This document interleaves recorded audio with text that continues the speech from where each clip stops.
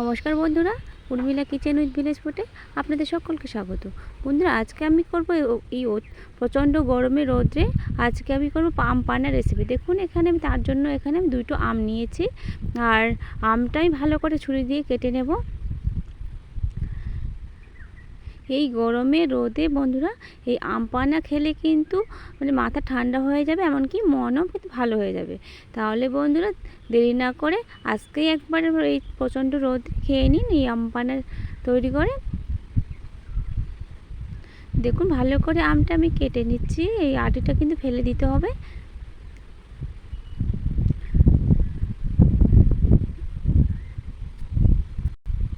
দেখুন তাহলে বন্ধুরা, আমি স্কিপ না করে তাহলে আমি কেমন করে আম পান্নাটা করছি এই রোদে গরমের দিনে, তাহলে পুরোপুরি দেখতে থাকুন স্কিপ না করে।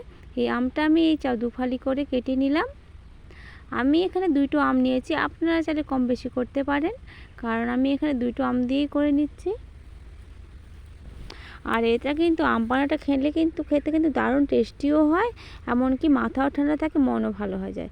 দেখুন, হাঁড়িতে এখানে আমি জল নিয়েছি, এই জলে কিন্তু আমটা আমি দিয়ে দিচ্ছি, সিদ্ধ করে ভালো করে নিয়ে নেব।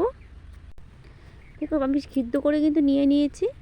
আর এখানে আমি আদার টুকরো নিয়েছি, আর এখানে দুটো কাঁচা লঙ্কা নিয়েছি। আপনারা চাইলে এখানে কিন্তু আদার টুকরো আর কাঁচা লঙ্কা আমের সঙ্গে সিদ্ধ করে নিয়ে নিতে পারেন। আমি কিন্তু সিদ্ধ করে নিই, যেহেতু আমি এখানে কাঁচাই দিয়ে দেবো, মিক্সিং জারে পেস্ট করে নিয়ে নেব। আর আপনারা চাইলে সিদ্ধ করে নিতে পারেন, আমি সিদ্ধ করে নিয়ে নিই।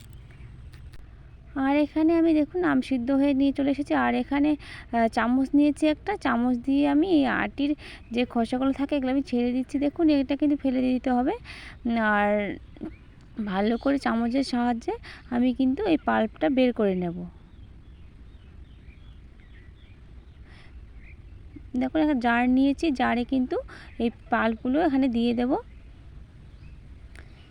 এটা কিন্তু ভীষণ টেস্টি হয় বন্ধুরা, না খেলে কিন্তু বুঝতে পারবেন না, এমনকি মনও ভালো হয়ে যায়। তাহলে এই গরমে রোদ্রে একবার বানিয়ে খান।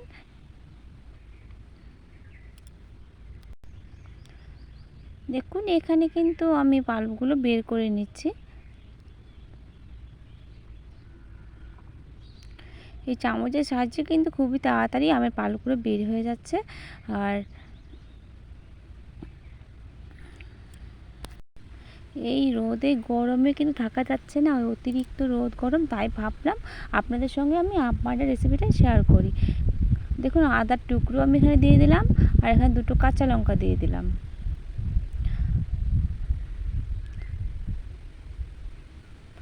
আর দিয়ে দিলাম এখানে চিনি।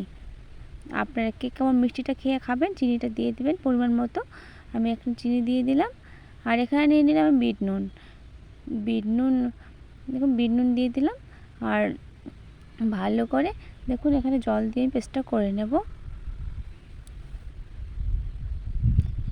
এখন দিয়ে দেবো এখানে আমি ঠান্ডা জল।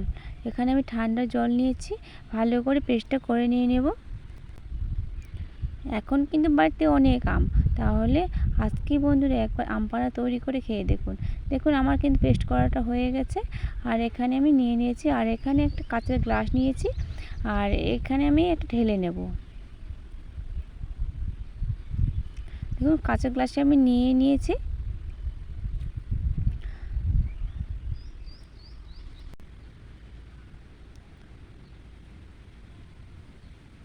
আর এখানে আমি দেখুন বরফ দিয়ে দেব।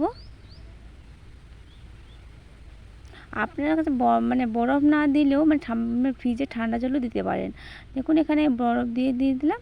আর এটা এখন আমি খাবো। খেতে দারুণ একটা টেস্টিও হয়, যেমন টেস্টি তেমন কিন্তু এই গরমে খেলে কিন্তু একবারে মন ভালো হয়ে যাবে বন্ধুরা।